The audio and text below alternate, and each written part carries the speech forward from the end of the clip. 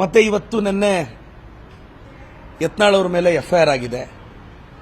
ಯತ್ನಾಳ್ ಸಾಹೇಬ್ರ ಮೇಲೆ ಮಾನ್ಯ ಯತ್ನಾಳ್ ಅವರೇ, ಮಹಾತ್ಮ ಗಾಂಧೀಜಿ ಬಗ್ಗೆ ನೀವು ಕೇವಲವಾಗಿ ಮಾತಾಡ್ತೀರಾ. ಮಹಾತ್ಮ ಗಾಂಧೀಜಿಯವರು ಹಾದಿಯಾಗಿ ಬಹಳಷ್ಟು ಜನ ನಮ್ಮ ಪೂರ್ವಜರು ಕಷ್ಟಪಡಲಿಲ್ಲ ಅಂದ್ರೆ ಈ ದೇಶಕ್ಕೆ ಸ್ವಾತಂತ್ರ್ಯ ಸಿಗ್ತಿರ್ಲಿಲ್ಲ.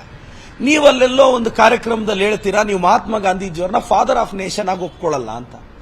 ಯತ್ನಾಳ್ ಸಾಹೇಬ್ರೆ, ನಿಮಗೇನಾಗಿದೆ? ಮತಿಭ್ರಮಣೆ ಆಗಿದೆಯಾ? ನಿಮಾನ್ಸಲ್ ಟ್ರೀಟ್ಮೆಂಟ್ ಅವಶ್ಯಕತೆ ಇದೆಯಾ?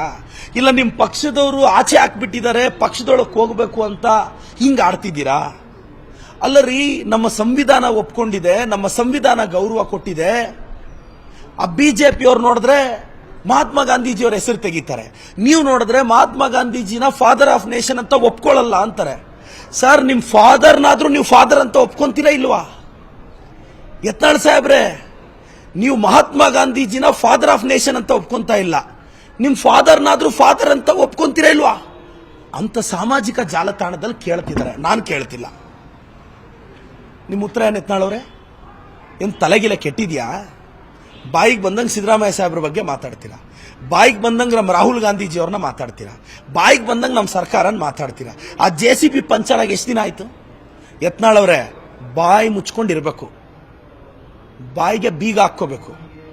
ಇಲ್ಲ, ನಮ್ಮ ಚಿಕ್ಕಬಳ್ಳಾಪುರದಲ್ಲಿ ಅಮ್ಮ ಆಂಬುಲೆನ್ಸ್ ಇದೆ, 24x7 ಜನರ ಕಷ್ಟಕ್ಕೆ ಕೊಟ್ಟಿದ್ದೀನಿ, ಅಮ್ಮ ಆಂಬುಲೆನ್ಸ್ ಕಳಿಸ್ತೀನಿ, ಬನ್ನಿ ನಿಮಾನ್ಸ್ ಕಳಿಸ್ಕೊಡ್ತೀನಿ. ನನ್ನ ಸ್ಟೂಡೆಂಟ್ಸ್ ಕೆಲವರು ಡಾಕ್ಟರ್ಸ್ ಆಗಿದ್ದಾರೆ, ಫ್ರೀಯಾಗಿ ಟ್ರೀಟ್ಮೆಂಟ್ ಕೊಡಿಸ್ತೀನಿ.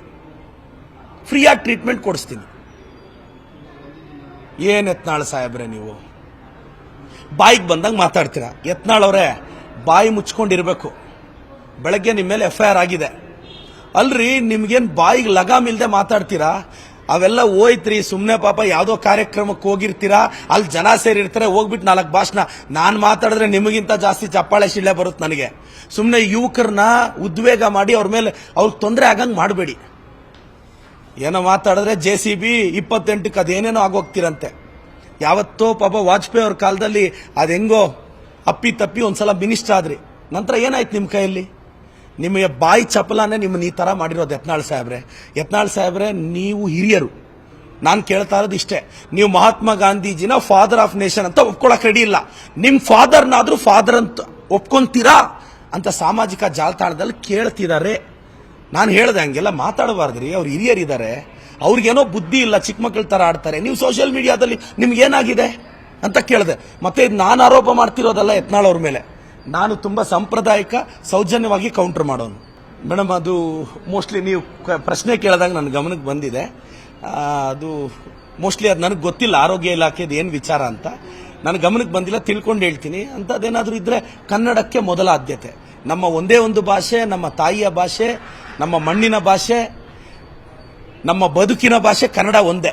ಮಿಕ್ಕಿದೆಲ್ಲ ಭಾಷೆಗಳು ಬದುಕು ಕಟ್ಕೊಳ್ಳೋಕ್ಕೆ, ಬದುಕು ರೂಪಿಸ್ಕೊಳ್ಳೋಕ್ಕೆ, ಹೊಟ್ಟೆ ತುಂಬಿಸ್ಕೊಳ್ಳೋಕೆ ಅಷ್ಟೇ. ಭಾವನೆಗಳ ಜೊತೆ ಕನ್ನಡ ಒಂದೇ ಅಂತ ನನ್ನ ಅಭಿಪ್ರಾಯ ಮೇಡಮ್.